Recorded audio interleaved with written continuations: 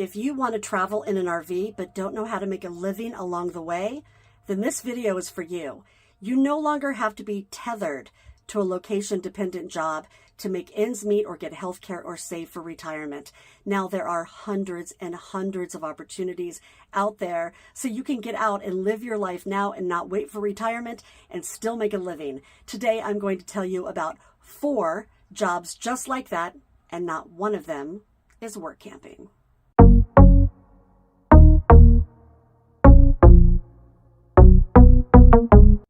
Happy Sunday, everybody. It's Robin with Creativity RV. I hope you're all doing well out there. I am excited today to bring you this video. I've been meaning to do this one for a few years. Now, if you're new to my channel and just stumbled on this video because you were looking for remote jobs, let me tell you, I work and live full-time from an RV, and I have for several years, and I'm the author of the book, Work From Home While You Roam, the ultimate guide to jobs that can be done from anywhere. Today, I'm going to tell you about 4 jobs that you can do from an RV, and none of them are work camping. Now, there's nothing wrong with work camping. I have a whole chapter dedicated to that and another one dedicated to seasonal workers. But when people think about remote work for RVers, that's really all they think about, and then they stop. And I'm here to tell you that there are hundreds and hundreds of opportunities out there in all kinds of different fields. Whether you want to make some quick cash or have a 6-figure salary job, there are opportunities out there for you. So out of all of those, I chose my top 4, which was really tough, but just keep in mind, it's just the tip of the iceberg. There's something out there for everybody. The first opportunity I want to tell you about is delivering RVs. Now, that's not so tough, right? Because you already know how to drive an RV. RV transport drivers deliver RVs from the manufacturer to dealerships across the country. And here's what's really cool about it for us. This is a flexible job, so you can choose what you want to do with it. You can do it just in the peak season, you can do it part-time, or you can do it full-time. And if you do, this can be a 6-figure job. Now, you might be wondering if you have to have a CDL license to do this job. Not necessarily. Most companies do not require that you need one unless you're driving a rig that's over 40 feet long. And with a lot of these companies, you get to choose what kind of a rig you're delivering. So if you're comfortable with a 25-foot Class C, for example, and not with a 40-foot Class A, when you go in to choose your gig, you choose the one that you're comfortable with. The book has 13 different listings for transport companies, and each one has a link to apply and tells you what that specific company is looking for in terms of qualifications and background and what they pay. As you can imagine, every company is a little bit different, so today I just wanted to give you an overview of what the transport job is like and how you get paid. So when you go into these companies, you're generally going to see that there are 2 different types of jobs listed.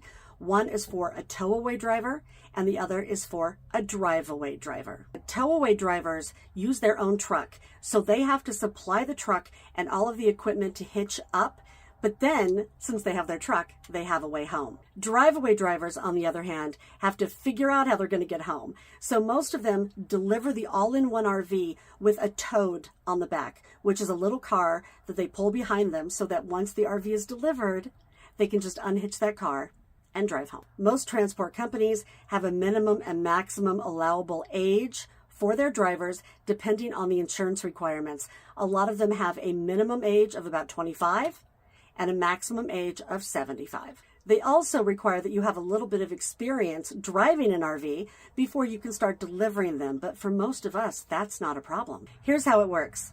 Once you apply with one of these companies and get approved, you generally go into something called a load board, where drivers can see what's coming up for available gigs. Once you choose a gig, you usually get paid in one of 2 different ways, either by the mile or a flat fee. Either way, you usually get paid half of the money for that gig up front when you pick up the RV, because you have to pay for all the gas on the trip. The other half of the money is generally paid when you deliver the RV and finish the paperwork. Pretty cool, right? You could choose when and where you want to do this type of a gig, or you could do it full time and make a really good living at it. The second opportunity I want to tell you about is being a reseller. So if in your travels you have a really good eye for spotting things like high-end fashion items like handbags or textbooks or electronics, then this might be for you. I've got 13 different ones in the book, and as you can imagine, they're all a little bit different. But like I said, if you really want to make money in this field, the good things to focus on are handbags, books, and electronics. Resellers that know how to spot these items at a low price can do very well. In fact, I know a nomad who makes 6 figures a year just being a reseller for designer handbags and shoes. So if you have an eye for something like that, check this out. The platforms are very cool. Let's say you're in a thrift store and you see some kind of a designer handbag. You can go right into many of these apps and ask it how much they will give you for that handbag. And if you decide it's worth it, you can buy it, take it right out to the post office, and ship it off to them without having to carry it around with you. The next job I want to tell you about is being a fully employed customer service representative or virtual assistant. There are a ton of opportunities out there if you're an entrepreneur or you want to be a contract worker or a freelancer. But a lot of people just do feel more comfortable working underneath a regular employee with all of the benefits and infrastructure that gives them. As I'm sure you guys know, the opportunity for remote work has absolutely skyrocketed in the last 20 years, especially after COVID. A lot of these opportunities seem to be in the field of customer service or being a virtual assistant, but really you can find anything across the board for almost any kind of office work. Now you might say, hold up there, Robin, I've searched for jobs like that and I can never find anything. Well, that might be because doing a simple Google search for the words remote job brings back over 500,000 listings. Your dream job might be buried in there somewhere, but who has time to find it? To make it worse, when you search for the word remote, that can mean a lot of different things to a lot of different employers. In the book, I have a chapter called The Big Five and How to Use Them, which breaks down the big 5 employment marketplaces. What's important to know here is that some of these platforms are job boards and other ones are actually search engines. So to find the job that you want, you have to know how to search for it in the right way. Here's an example. Let's say you go into the employment marketplace, Indeed, which is really a search engine, and you want to find remote jobs.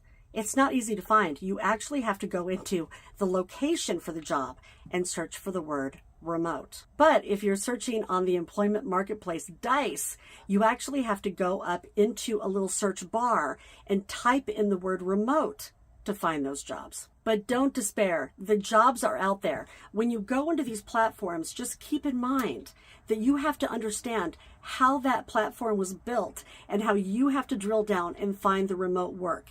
Sometimes you just have to take about 10 or 15 minutes and figure that out, and then all of a sudden the floodgates open up and you will find listings for all kinds of remote work. But wait, you then have to figure out if the job listing you're finding is remote friendly or remote first. If a job is remote friendly, that just means that every once in a while they're okay if you go home and work from the couch, but it's not something that you can do all the time because the job doesn't support it or the infrastructure for the company doesn't support it. What you guys want is a remote first job, which means that the job is 100% remote, it was built that way, and they have the infrastructure to support it.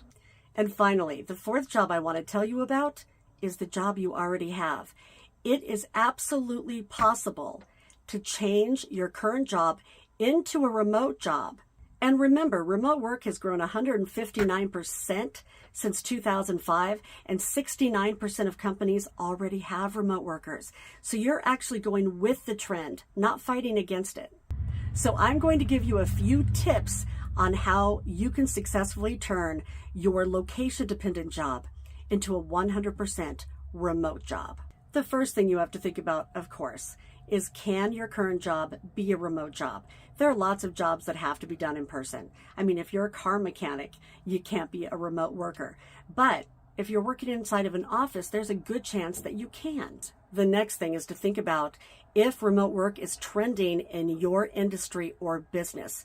It is not uncommon now for companies to offer a telecommuting option to their employees. Are you seeing that? And have you seen your company make changes to their infrastructure to save money, like going lean? Then making a pitch for remote work might be for you. If you think it is, you want to prepare a pitch and arm yourself with the data. When you go in for your pitch, you don't want your boss to be thinking you're just going to be lounging on the couch all day in your pajamas. You want to go in with a fully formed plan that explains to them why it works for them if you become a remote worker. So here are just a few fun facts that you can bring up when you make your pitch. Remote workers are more productive than their office counterparts. 79% of employees say that they are more loyal to their employer if that employer offers some kind of flexible remote work opportunities. 66% of workers surveyed said that they are more productive when they do their work outside of the office instead of inside.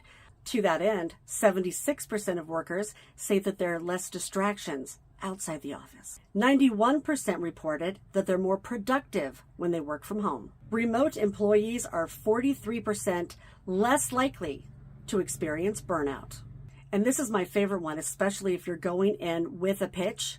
According to Flex Jobs, employers save $22,000 on average per employee when they allow that employee to work remotely because of the savings in infrastructure cost. And definitely, when you prepare your pitch to change your job to a remote job, be confident and have a plan that explains to your boss exactly what the logistics are going to be and how this is going to work for them as well as you. So that's 4 out of hundreds and hundreds and hundreds of opportunities that are out there. If you want to get out and live your life now, you don't have to be stuck.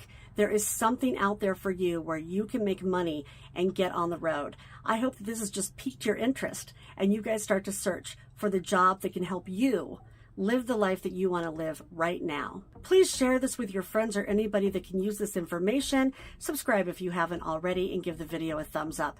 I'll see you guys next week with an all new video. Until then, everybody out there, have happy travels and be free.